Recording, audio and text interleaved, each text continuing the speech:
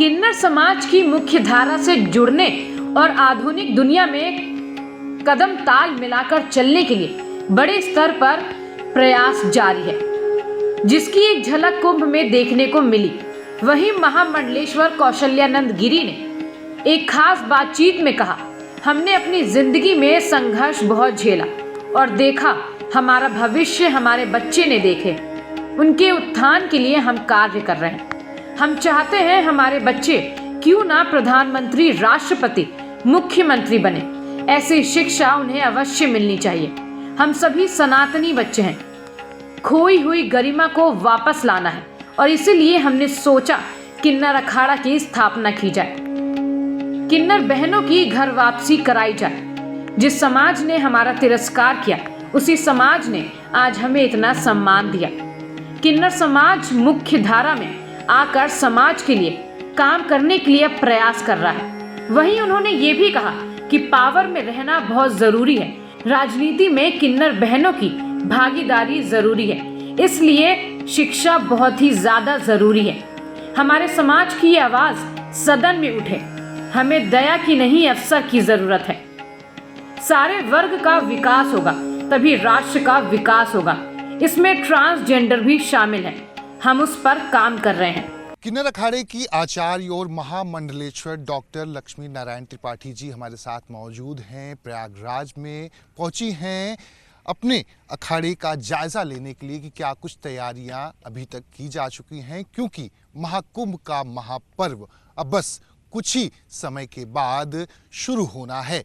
ऐसे में माता जी से हम जानने की कोशिश करेंगे कि क्या कुछ तैयारियां की जा चुकी हैं और भव्य जिस तरह से स्वागत हुआ है किन्नर अखाड़े का, उसके बारे में भी जानेंगे। और क्या है भविष्य किन्नर अखाड़े का, राष्ट्र को लेकर, विश्व को लेकर और सनातन धर्म के लिए। माता जी, न्यूज़ 24 पे आपका स्वागत है। सबसे पहला सवाल, LGBT से आपने संघर्ष की शुरुआत की थी, लड़ाई कानूनी लड़ी, सुप्रीम कोर्ट तक लड़ाई लड़ी और किन्नर अखाड़े को जो दर्जा मिला, और आज इस महाकुंभ के महापर्व में आप सभी का आशीर्वाद लेने के लिए आतुर भक्त सभी 14 तारीख को जिस तरह से आप लोग का रथ निकला था, उसे देखकर सबकी आंखों में आंसू थे और दर्शन करना चाह रहे थे। क्या ऐसा कभी सोचा था कि संभव हो पाएगा? नहीं, जब 2014 में सुप्रीम कोर्ट का वर्डिक्ट आया और उसके बाद 2015 में 13 अक्टूबर को हमने किन्नर अखाड़े का गठन किया। उसके बाद 2016 का कुंभ किया हमने उज्जैनी में, और उसके बाद हमने 2019 का कुंभ किया प्रयागराज का, और 2021 का कुंभ हमने किया हरिद्वार का, और अब ये महाकुंभ होने जा रहा है। हमने पहले सिंहस्थ किया, बाद में अर्ध कुंभ किया, बाद में एक और अर्ध कुंभ किया, और अब महाकुंभ करने जा रहे हैं। तो इसका हमें बहुत आनंद है और हमें बहुत अंदर से एक अलग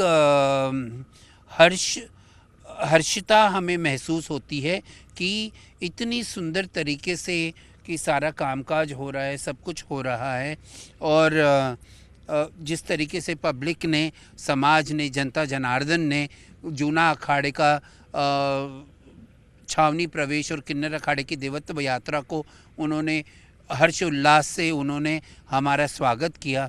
तो और ये हर टाइम होता है, किन्नर अखाड़े का भव्य स्वागत होता है और हमारा मन प्रफुल्लित हो जाता है। और समाज का इतना प्रेम देख के, जिस तरीके से समाज में, मुख्य धारा समाज ने हमेशा किन्नरों को हे दृष्टि से देखा, कटाक्ष की दृष्टि से देखा, वही समाज जब हमें प्रेम देता है, प्यार देता है, दुलारता है, तो एक अलग अनुभव की अनुभूति होती है। जो ये लंबा संघर्ष रहा है, अब इससे कठिन और भी